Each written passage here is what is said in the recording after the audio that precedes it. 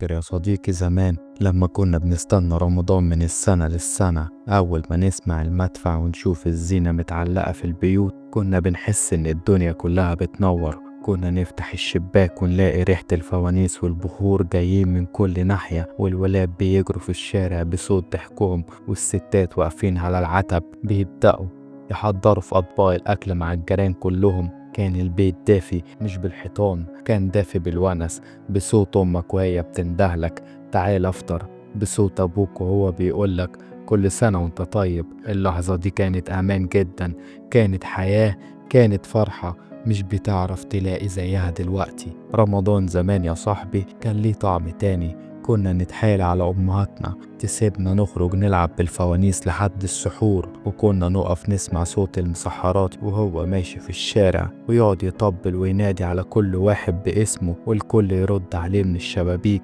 ودي كانت أحلى حاجة، إنك تحس إنك مش لوحدك، إن الشارع كله عيلة واحدة. والجيران دول كانوا أهل بجد. الجارة اللي تبعت لك طبق كنافة سخن وتلاقي أمك تبعت لها طبق محشي، مفيش حد بيبخل بحاجة، الكل كان بيدور على رضا ربنا وعلى الونس اللي بيجمع البيت كله. والبيت لما كان يتملي بأطباق من كل الجيران كنا نحس إن الخير ملوش حدود، وإن الحيطة اللي بين بيتنا وبيتهم دي كانت جسر واصل ما بين قلبين. فاكر ريحة الشرب أول ما تدخل من البيت بعد العصر، فاكر الراديو وهو مشغل المسلسلات القديمة قبل المغرب، فاكر أول ما المدفع يضرب والدنيا تسكت ثانية كأنها بتحبس أنفاسها، وبعدها فجأة تسمع صوت الأذان وتلاقي الكل بيقول بصوت واحد اللهم لك صمنا. اللحظة دي لوحدها تكفي تعيش عليها سنين.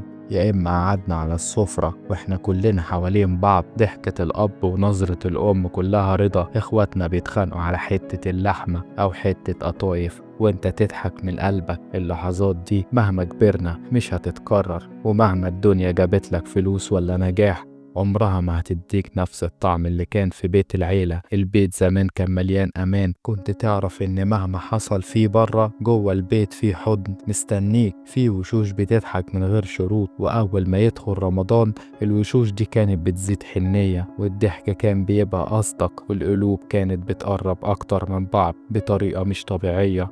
الجيران يا صاحبي كانوا نص البيت، تلاقي نفسك بتاكل من عندهم أكتر ما بتاكل في بيتكم.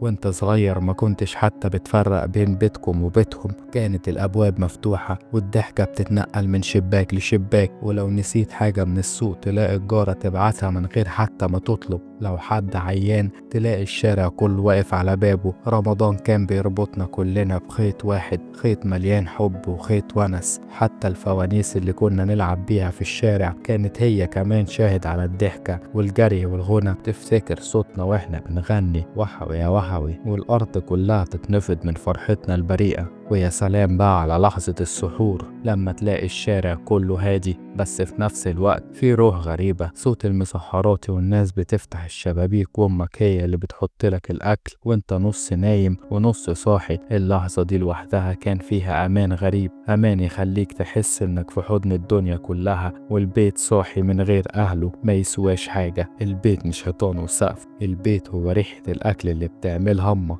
قعدة أبوك معاك وهو بيحكي لك ذكرياته، هو حضن إخواتك في لحظة فرح أو زعل. البيت هو الناس اللي لو مشيوا تحس إنك سايب روحك معاهم. عارف إيه أصعب لحظة؟ إنك تفتح باب قديم وتلاقيه ساكت ما فيهوش ضحك ولا أصوات، تحس إن الذكريات نفسها بتبكي، الجدران بتحكي قصص والأرض شايلة خطوات اللي مشوا فيها وما رجعوش. اللحظة دي هي اللي بتعلمك إن البيت هو الناس مش أي حاجة تانية. كلنا جوانا بيت، أول ما نفتكره عيوننا تدمع، بيت مليان أمان وونس وذكريات، بيت اتربينا فيه على صوت الأذان وعلى ضحكة الجيران وعلى ريحة الفطار في رمضان. بيت مهما بعدنا عنه عمره ما بيغيب عن قلوبنا. يمكن دلوقتي الدنيا اتغيرت، البيوت بقت متقفلة والجيران بقوا بعاد جدا عن بعض، بس الذكريات دي هي اللي لسه عايشة جوانا، هي اللي بتدفينا لما الدنيا تبرد، هي اللي بتفكرنا إن في زمن جميل وإحنا عشناه. البيت وناس والخمسة ستة اللي احنا منهم، دول اللي لو نحتاج لهم يدونا عينهم. والبيت وناس والخمسة ستة اللي احنا منهم، دول اللي لو نحتاج لهم يدونا عينهم. احنا اللي لبسنا في طبق واحد زمان، ستر وبطالة بعض حاسين بالامان. احنا اللي لبسنا في طبق واحد زمان، ستر وبطالة بعض حاسين بالامان.